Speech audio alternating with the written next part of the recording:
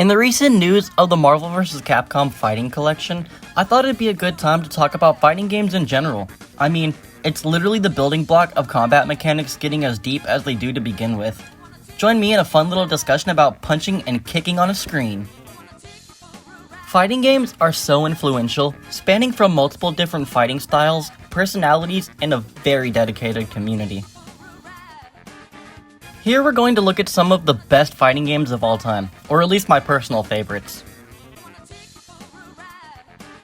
I remember being a little child and my parents playing video games in front of me all the time. One such instance is my mom playing Street Fighter Collection 2 on PlayStation 1 in front of me, and I just remember her playing as Blanca and pulverizing the crap out of someone.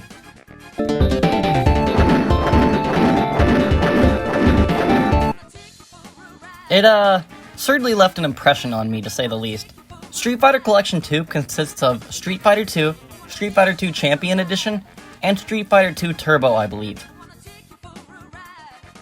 It was originally released in 1991 on the good old days of arcade machines. It heavily improved upon the original from 1987, including 6-button configuration, and a whole new set of characters with unique ways to kick some serious ass. I could be wrong, but during my research around 1994, it ended up being the best-selling game of all time by that year, amassing around 25 million people throwing Hadoukens in America alone. There is something so unbelievably kick-ass about learning new fighting game mechanics, identifying with and maining a character, and just beat total butt. Especially when you're at a friend's house, or if you want to get a little crazier, a place like EVO, and a crowd of people glued to the screen because you're throwing someone in a corner with an infinite combo.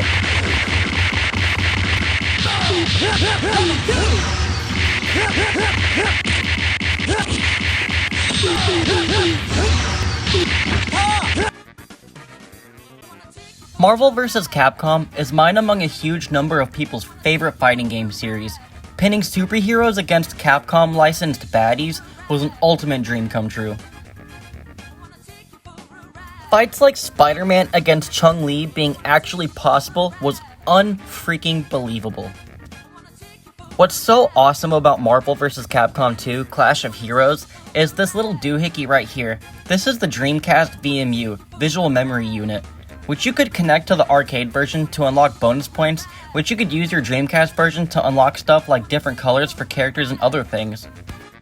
Marvel vs. Capcom 3 The Fate of Two Worlds finally saw the light of day in November 15th, 2011, bringing people 3v3 fights and a 3-button alternate simple system for newcomers and people not so keen on fighting game mechanics.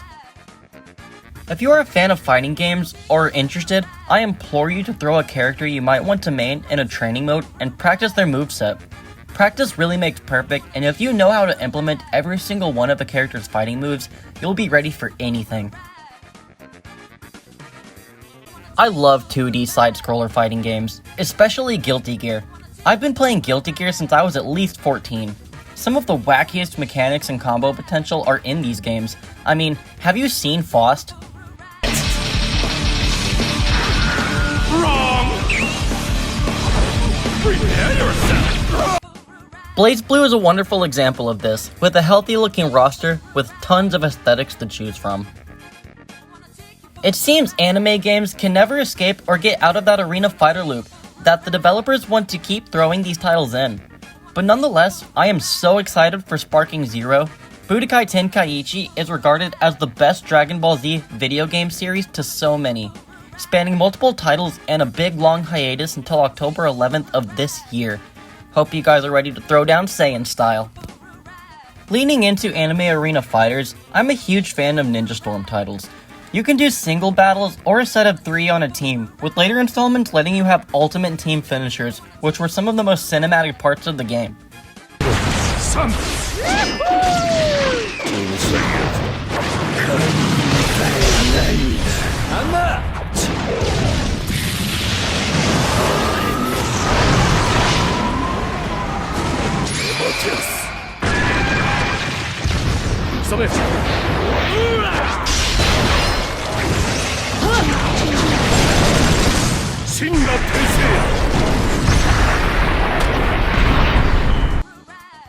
There is like literally 10 different versions of Naruto and Sasuke in these titles, so you won't be missing out on variety, even with costumes and abilities.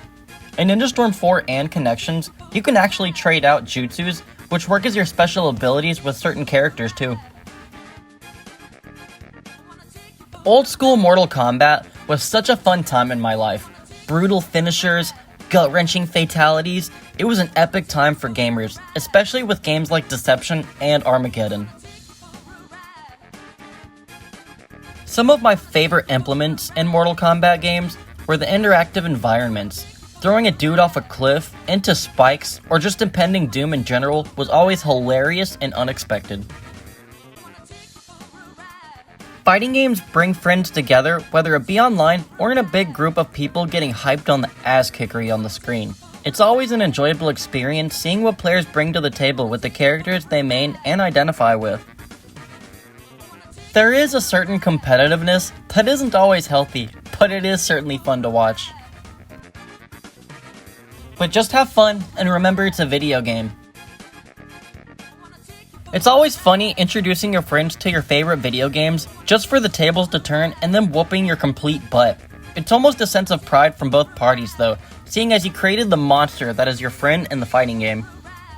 There's always new tech to learn, whether it's command grabs, launchers, ultimate finishers, it's all there, and when you've spent enough time with a character where you can just almost free flow with them, it's a pretty cinematic experience.